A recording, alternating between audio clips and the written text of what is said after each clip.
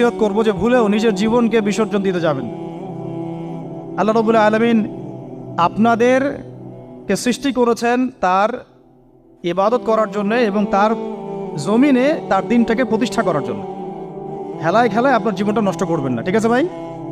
আল্লাহ পাক বোঝার তৌফিক দান করেন। তো কলম সৃষ্টি করার পরে কিয়ামত পর্যন্ত সব লেখা হয়ে গেছে। এখন আমাদের এই পৃথিবীতে তো মানুষ ছিল না, ছিল? এদিকে মনোযোগ দেন। এই পৃথিবীতে কি আগে মানুষ ছিল?